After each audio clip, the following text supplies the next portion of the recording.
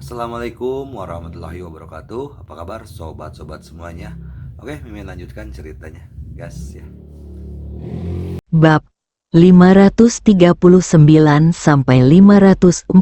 Bab 539. Arya melawan wanita berjubah putih. Benci mendengar kata-kata Ye Guan. Ye Nanxing menatapnya tanpa berbicara. Matanya tenang, tanpa riak apapun. Ye Guan ingin mengatakan sesuatu yang lain, tapi Ye Nanxing berbalik dan pergi. Karena Anda tidak menyukainya, tidak perlu bicara omong kosong. Ayo berlatih Taoisme. Tapi saat ini, Ye Guan meraih tangan Ye Nanxing. Ye Nanxing sedikit mengernyit. Dia menoleh untuk melihat ke arah Ye Guan, yang berkata, "Saya belum selesai berbicara." Ye Nanxing berkata tanpa ekspresi, "Katakan." Ye Guan tersenyum.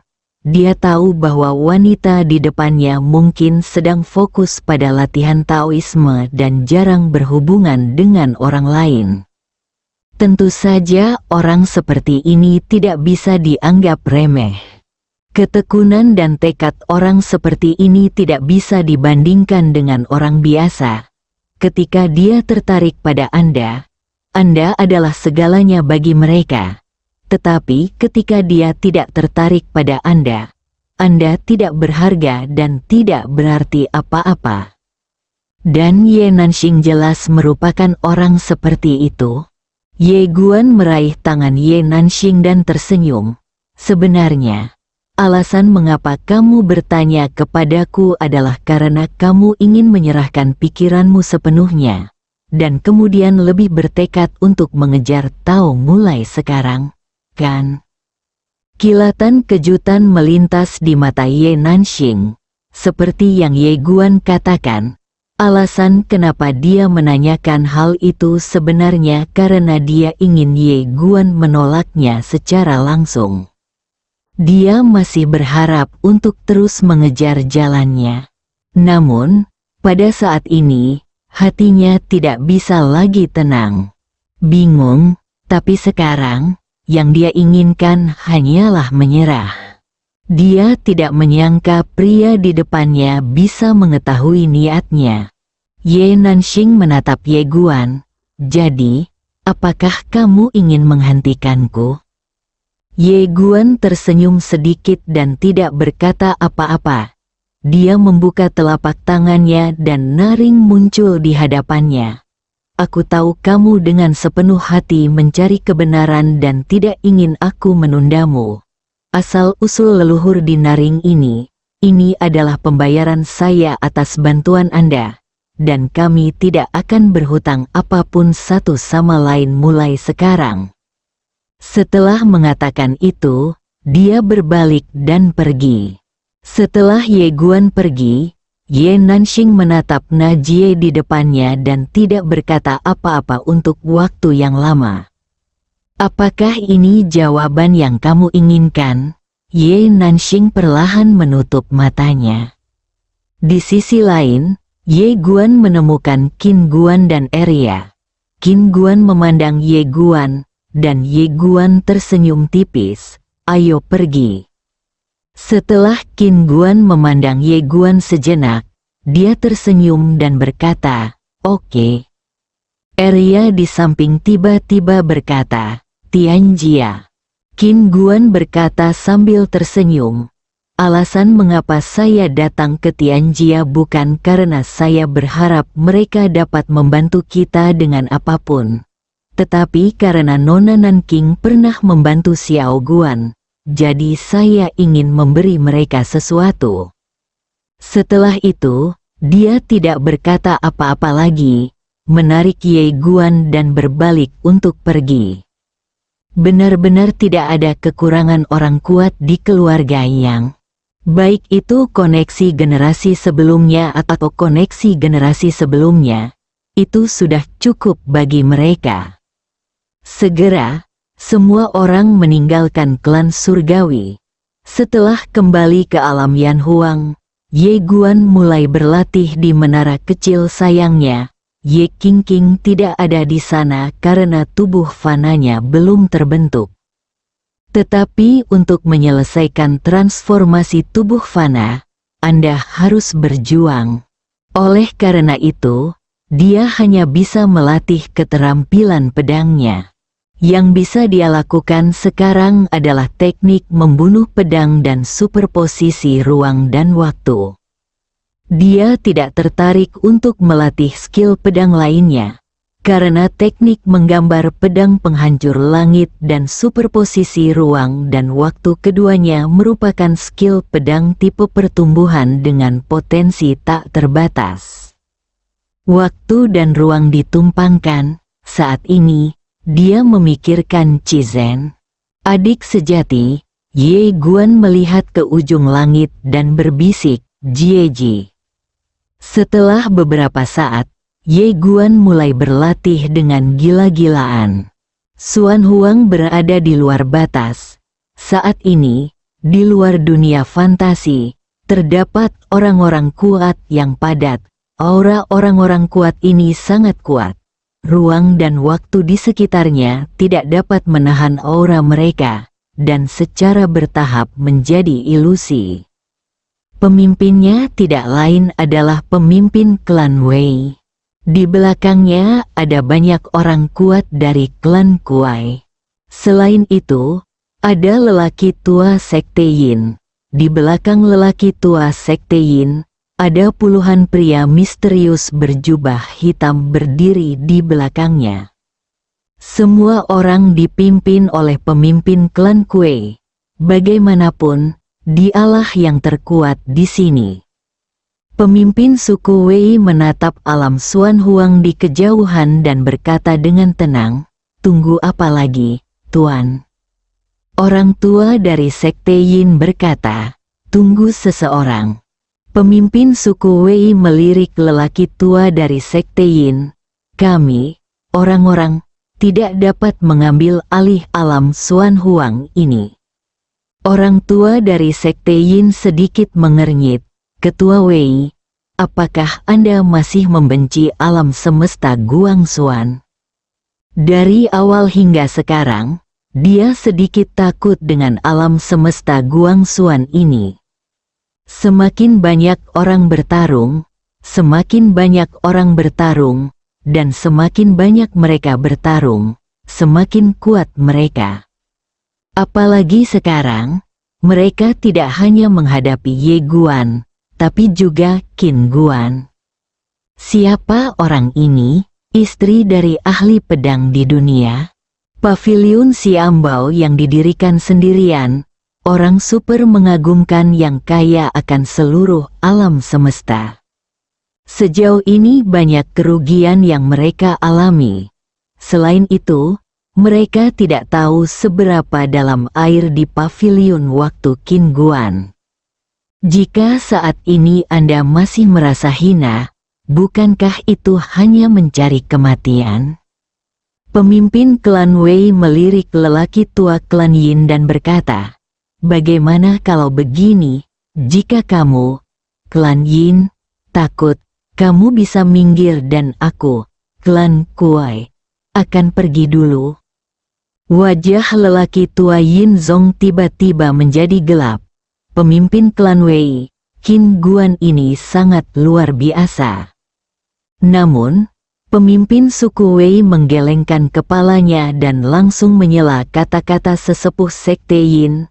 "Jangan ucapkan kata-kata ini yang meningkatkan ambisi orang lain dan menghancurkan prestise Anda sendiri." Saat dia berbicara, dia melihat ke arah dunia hitam dan kuning di kejauhan, matanya perlahan menjadi lebih dingin. Orang-orang di zaman sekarang sebenarnya berani meremehkan klan Wei. Sungguh tak tertahankan. Anda tahu, saat itu, klan Kuai hampir memusnahkan semua kemunduran waktu di sungai waktu yang panjang. Pada akhirnya, jika anjing tiadau itu tidak muncul, suku Kuai mereka akan mendominasi seluruh alam semesta. Dan bahkan jika jalan surga muncul, itu tidak dapat menghancurkan klan Wei mereka. Pemimpin suku Wei tiba-tiba berkata, "Bunuh." Saat dia mengatakan itu, sekelompok orang kuat dari klan aneh di belakangnya bergegas menuju alam Xuan Huang. Melihat pemandangan ini, ekspresi lelaki tua dari sekte Yin tiba-tiba berubah. Ketua Wei, pemimpin sekte, mendapat perintah. Tanpa perintahnya, Anda tidak bisa datang. Pemimpin klan Kuai memandang lelaki tua sekte Yin dengan dingin dan berkata, "Jangan gunakan dia untuk menindasku. Dia membantu klan Kuaiku membuka blokirku. Klan Kuaiku berjanji akan membantunya membunuh Ye Guan. Kuai kami klan memiliki hubungan kerja sama dengannya. Bukan atasan atau bawahan. Hubungan." Setelah mengatakan itu, dia berbalik dan bergegas menuju alam Xuan Huang. Di tempat, ekspresi lelaki tua sekte Yin tiba-tiba menjadi sangat jelek. Bajingan ini. Di bawah kepemimpinan pemimpin suku Wei, sekelompok orang kuat dari suku Wei bergegas menuju alam Xuan Huang. Namun, begitu mereka memasuki dunia fantasi, puluhan berkas api sepanjang ribuan kaki terbang langsung ke arah mereka. Semua orang kuat dari klan Wei sedikit bingung, apa ini? Tepat ketika semua orang bertanya-tanya, sinar api itu telah melesat ke depan mereka, dan pemimpin suku Wei langsung meninju mereka. Cahaya tinju padam, ledakan, dengan pukulan ini, cahaya tinju langsung menutupi pilar api. Namun, saat berikutnya, wajah pemimpin klan Kuai tiba-tiba berubah drastis. Ledakan mengerikan tiba-tiba bergema dari langit dan bumi, dan kemudian, puluhan awan jamur naik ke langit.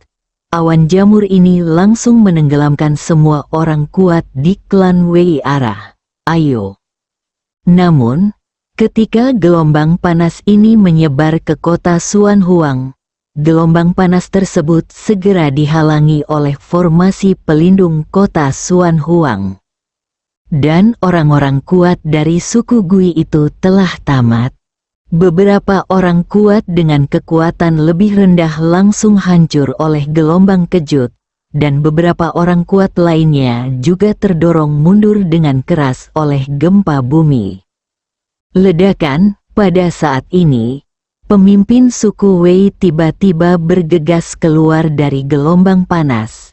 Dia menyapu ke depan dengan tangannya yang besar. Dalam sekejap, gelombang panas di sekitarnya langsung hancur. Puluhan ribu orang kuat dari klan Gui terbunuh dalam sekejap. Ribuan orang, hatinya berdarah, ini semua adalah anggota suku Wei. Orang kuat lainnya dari suku Wei juga merasa ngeri saat ini. Di langit, pemimpin klan Wei tiba-tiba berkata dengan galak, "Bunuh." Karena itu, dia bergegas menuju kota Xuan Huang. Di belakangnya, sekelompok orang kuat dari klan Wei mengikuti dari dekat. Di tembok kota, Qin Guan berdiri dengan tenang.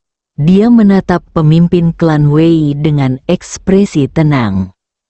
Tepat ketika pemimpin suku Wei hendak bergegas ke kota Xuan Huang, tiba-tiba, seorang gadis kecil naik ke langit dari kota dan langsung meninju pemimpin suku Wei. Bang! Pukulan ini justru memaksa pemimpin klan Wei berhenti di tempatnya. Pemimpin suku Kuai memandang gadis kecil di depannya dengan tidak percaya, dan terkejut di dalam hatinya. Kekuatan gadis kecil ini begitu menakutkan. Gadis kecil ini tak lain adalah Arya. Arya memandang pemimpin suku Wei di depannya dan menyeringai, "Ayo, lanjutkan." Setelah mengatakan itu, dia tiba-tiba bergegas ke depan. seperti bola meriam yang meluncur langsung ke arah pemimpin suku Kuai. Melihat Arya bergegas ke arahnya, kilatan kemarahan melintas di mata pemimpin klan Kuai. Dia mengepalkan tangan kanannya. Dalam sekejap, pusaran hitam muncul di telapak tangannya dan langsung meninju bum ke Arya. Menghadapi Arya, dia langsung memilih tegar, ledakan. Begitu kedua tinju itu bersentuhan, gelombang kejut kekuatan yang mengerikan tiba-tiba meletus, dan keduanya mundur dengan keras pada saat yang bersamaan. Namun, keduanya berhenti dengan cepat di saat yang sama, dan kemudian bergegas menuju satu sama lain lagi. Keduanya memilih untuk bersikap tangguh lagi. Ledakan. Suara ledakan tiba-tiba bergema dari lapangan, dan dunia langsung hancur saat ini. Namun dari segi kekuatan, Arya jelas lebih baik. Setiap pukulan memiliki kekuatan untuk menghancurkan dunia. Yang terpenting adalah kekuatan pertahanannya bahkan lebih mengerikan tubuhnya. Jadi dia bisa menjadi tidak bermoral. Orang-orang kuat dari klan Wei itu dengan panik menyerang formasi pertahanan kota Xuanhuang. Ledakan, pada saat ini, tiba-tiba terjadi ledakan di langit di kejauhan. Dan segera setelah itu, Arya dan pemimpin suku Kuai mundur pada waktu yang sama lagi. Kali ini untuk mereka berdua, pemimpin suku Wei ingin mengambil tindakan lagi. Namun seolah merasakan sesuatu, dia tiba-tiba berbalik, tidak jauh di depannya. Ruang dan waktu di sana tiba-tiba terbelah. Lalu, seorang pria berjubah putih muncul. Wanita itu berjalan keluar perlahan. Wanita berjubah putih, melihat wanita berjubah putih, Arya menyipitkan matanya, dan semangat juang tiba-tiba membara di matanya. Saat berikutnya, dia bergegas menuju wanita berjubah putih. Melihat adegan ini, ekspresi Qin Guan tiba-tiba berubah drastis. Arya, tidak. Namun, semuanya sudah terlambat. Di langit, wanita berjubah putih memandang ke arah Arya yang bergegas, dengan ringan membuka bibir merahnya, patah. Klik, tubuh Arya, yang bergegas ke arahnya, mulai hancur sedikit demi sedikit pada saat ini. Bab tambahan telah diperbarui, dan bab terbaru, One Sword Sovereign, telah tersedia. Jika Anda punya ide, Anda dapat meninggalkannya di kolom komentar. Bab 540, Arya berubah. Di langit, tubuh Arya terkoyak sedikit demi sedikit, dan darah serta daging berceceran yang sangat mengerikan. Pada saat ini, cahaya pedang tiba-tiba melesat ke langit. Itu Ye Guan. Ye Guan berdiri tepat di depan Arya, dan ketika dia menghadapi wanita berjubah putih di depannya, dia merasakan penindasan yang fatal. Tekanan tak kasat mata yang mengerikan, asfiksia, putus asa, tak terhentikan. Perasaan ini seperti manusia menghadapi tsunami besar. Hanya bisa mati, tidak mungkin. Ye Guan menatap wanita berjubah putih itu. Dia tahu bahwa dia tidak punya peluang melawan wanita ini, tapi dia tidak mundur. Karena begitu dia mundur, Arya pasti akan mati saat menghadapi wanita ini. Wanita berjubah putih menatap Ye Guan dengan mata tenang. Pada saat ini, Arya tiba-tiba meraung. Dengan raungan ini, aura menakutkan keluar dari tubuhnya. Saat berikutnya, sisik hitam gelap yang tak terhitung jumlahnya muncul di tubuhnya. Matanya berubah menjadi merah darah yang aneh, dan ada lubang di kepalanya. Kedua tanduk itu seperti tanduk sapi. Tidak hanya itu, ekor panjang muncul dari udara tipis di belakangnya. Mengubah, seperti setan kecil, saat Arya berubah, aura jahat yang menakutkan tiba-tiba keluar dari tubuhnya. Ekspresi semua orang di lapangan berubah, bahkan ekspresi Ye Guan pun berubah. Dia belum pernah merasakan aura jahat seperti itu. Pada saat ini, dia akhirnya mengerti mengapa Arya disebut binatang jahat. Setelah transformasi, Arya menarik Ye Guan ke belakangnya, lalu menatap wanita berjubah putih. Wanita berjubah putih itu menatap Arya, matanya masih tenang. Arya tidak mengatakan omong kosong apapun, dia langsung melompat dan menabrak wanita berjubah putih. Ledakan, dengan tabrakan ini, seluruh alam Xuan Huang, kecuali kota Xuan Huang, mulai hancur berkeping-keping dan dimusnahkan. Melihat pemandangan ini, ekspresi semua orang kuat di lapangan berubah. Pemimpin suku Kuai juga terlihat terharu saat ini. Kekuatan gadis kecil di depannya benar-benar konyol. Jika pihak lain telah berubah dari awal, dia tidak akan pernah mampu menahan kekuatan ini. Mengerikan sekali, Ye Guan juga terkejut saat ini. Dia tidak menyangka kekuatan Arya akan mencapai tingkat seperti itu setelah transformasinya. Bahkan jika dia bergabung dengan Ao Qian Qian, mereka berdua akan hancur oleh pukulan ini. Di kejauhan, mata wanita berjubah putih itu masih setenang air. Kali ini, dia tidak menggunakan kata-kata apapun untuk mengikutinya, melainkan mengulurkan jarinya dan menunjuk langsung ke depan luar angkasa. Bang, di bawah pandangan semua orang, Arya langsung terlempar ribuan kaki jauhnya. Setiap orang, setelah Arya berhenti, dia menatap wanita berjubah putih di kejauhan, dan sedikit darah perlahan mengalir dari sudut mulutnya. Melihat adegan ini, wajah Ye Guan menjadi gelap. Kekuatan mengerikan Arya sama sekali tidak mampu melukai wanita berjubah putih ini.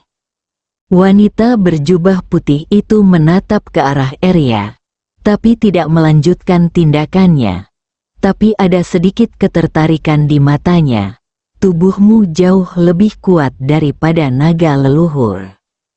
Arya menyentuh darah di sudut mulutnya, lalu berjalan ke arah Ye Guan. Aku akan memberimu yang ini. Ye Guan tersenyum pahit. Kamu benar-benar menganggapku tinggi? Namun dia juga menghela nafas lega. Dia juga takut Arya akan bersikap impulsif dan terus menyerang wanita berjubah putih itu. Ye Guan berbalik dan menatap wanita berjubah putih itu. Jika pihak lain mengambil tindakan terhadapnya, maka dia tidak perlu berbicara tentang etika bela diri. Berbaringlah mulai sekarang. Namun, wanita berjubah putih tidak mengambil tindakan terhadap Ye Guan. Dia berbalik dan melihat ke arah pemimpin suku Wei di samping. Melihat wanita berjubah putih, wajah pemimpin itu tiba-tiba berubah, dan ada ketakutan di wajahnya mata.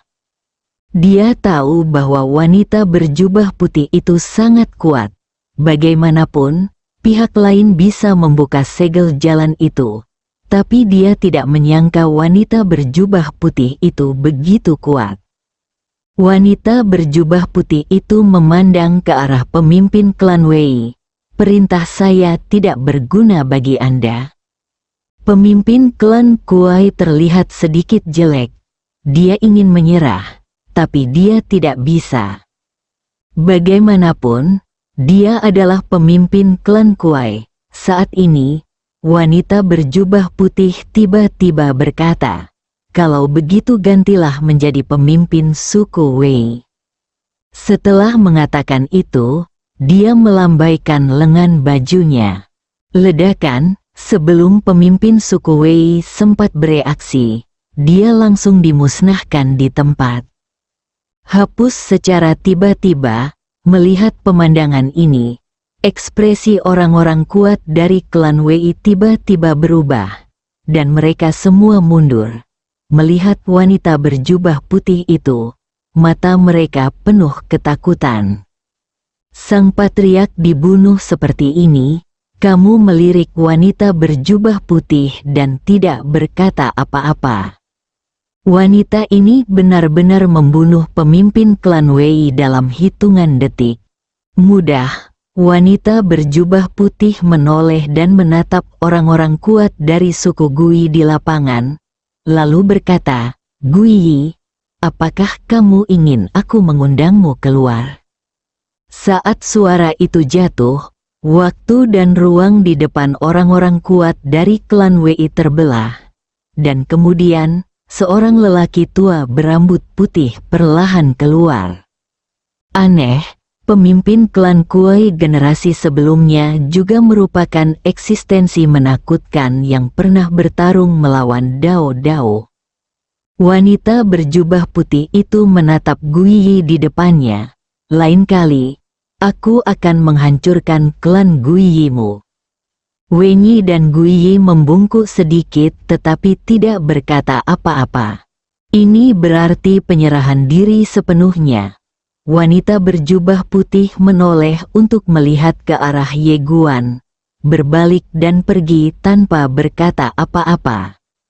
Setelah melihat ke arah Ye Guan, pemimpin klan Wei sebelumnya, Guiyi, juga pergi bersama orang-orang kuat dari klan Kuai. Segera, semua orang kuat di lapangan mundur. Ye Guan tetap diam di tempatnya. Dia tahu masalah ini belum selesai. Tanpa banyak berpikir, Ye Guan berbalik dan kembali ke Qin Guan di tembok kota. Qin Guan tersenyum dan berkata, "Jangan khawatir." Ye Guan tersenyum pahit. Dia tidak ingin khawatir. Tetapi kekuatan wanita itu sungguh konyol. Orang kuat di level klan Kuai bisa melakukannya dalam hitungan detik. Kekuatan wanita ini agak berlebihan. Tampaknya memikirkan sesuatu. Ye Guan dengan cepat bertanya, "Tuan Da Dao Pen." Dia tahu bahwa pemilik Dao Bian pergi untuk membawa bala bantuan dan tidak pernah kembali. Guru tanpa batas berkata bahwa pria itu ditekan oleh wanita ini. Qin Guan Dao, Tuan Pena Dao masih hidup, tetapi kekuatannya setengah melebihi standar. Oleh karena itu, dia diperingatkan untuk tidak mengambil tindakan. Ye Guan sedikit mengernyit, setengah melebihi standar. Qin Guan tersenyum dan berkata, "Ya, kekuatannya sangat kuat dan dia menyembunyikannya dalam-dalam. Namun, orang-orang yang dia temui tidak ada duanya." Ye Guan menggelengkan kepalanya dan tersenyum. Qin Guan menoleh dan menatap Cakrawala, lalu berkata, "Mereka seharusnya menunggu seseorang." Ye Guan berkata dengan suara yang dalam, "Siapa yang kamu tunggu?" Qin Guan menggelengkan kepalanya. "Saya tidak tahu. Di sungai waktu yang luas ini, ada banyak orang yang mampu dan ras yang kuat. Kami di Time Pavilion tidak tahu banyak tentang itu, jadi kami tidak yakin siapa dia. Menunggu. Namun, itu bisa membuatnya dia pasti tidak menunggu kekuatan biasa atau orang biasa." Ye Guan Dao, apakah kita masih memiliki seseorang? Qin Guan tersenyum dan berkata, "Ya." Ye Guan tersenyum dan berkata, "Itu hanya berjuang untuk orang lain." Qin Guan mengangguk, "Ya, kali ini ada lebih banyak orang. Orang-orang kita juga sedang dalam perjalanan." Pembangkit tenaga listrik teratas dari generasi sebelumnya tidak dapat mengambil tindakan. sehingga mereka hanya dapat bersaing dengan siapa yang memiliki lebih banyak orang. Orang-orang kami, Ye Guan menatap ke langit, sedikit bingung, siapa lagi yang ada di antara kita? Dia tidak tahu banyak tentang sekte masa lalu. Tapi demikian pula, dia juga tidak tahu banyak tentang kerabatnya di sini. Bagaimanapun, dari waktu ke waktu, yang sangat bagus muncul. Saat ini, Qin Guan tiba-tiba tertawa dan berkata, "Seseorang telah tiba, kamu harus bertemu dengannya." Ye Guan sedikit penasaran, siapa? Qin Guan berbalik dan melihat. Tidak jauh dari sana, ada seorang wanita berdiri di sana. Ye Guan tertegun saat melihat orang itu datang. Orang yang datang adalah Ciro. Ye Guan berjalan cepat ke arah Ciro. "Xiaoru, kenapa kamu ada di sini?" Mendengar nama Ye Guan, Ciro sedikit terkejut, lalu berkata dengan suara yang dalam, "Sesuatu mungkin telah terjadi pada Xiao Jing."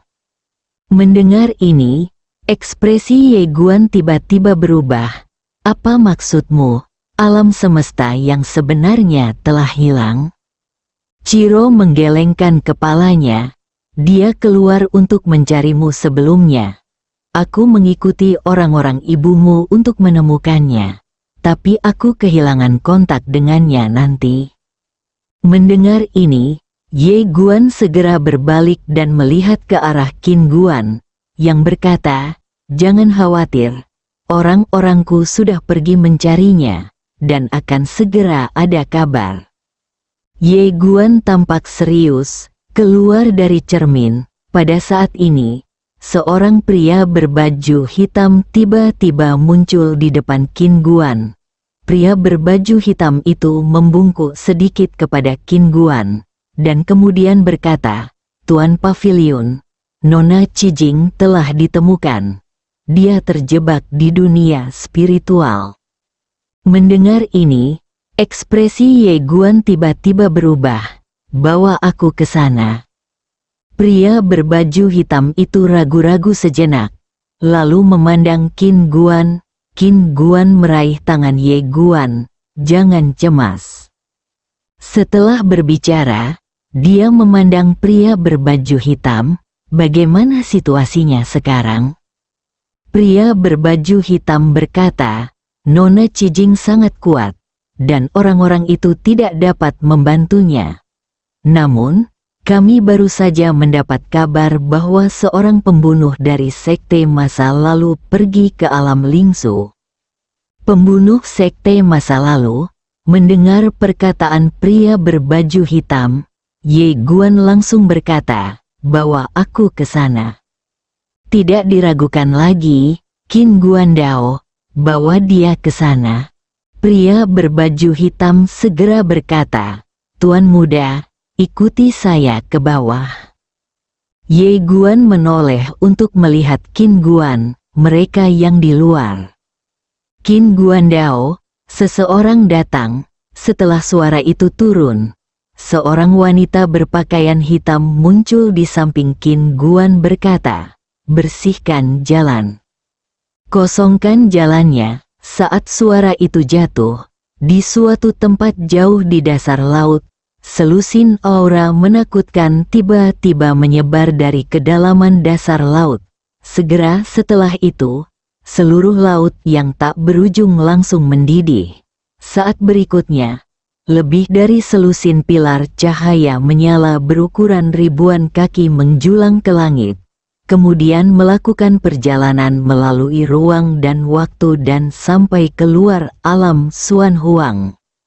Di luar alam Xuan Huang, Gui Yi, pemimpin klan Gui, sedikit menyipitkan matanya saat melihat pemandangan ini. Mulailah formasi. Saat suara itu jatuh, puluhan ribu pilar cahaya tiba-tiba muncul di belakangnya, dan pilar cahaya ini langsung berubah menjadi perisai cahaya besar yang menghalangi langit di atas kepala semua orang.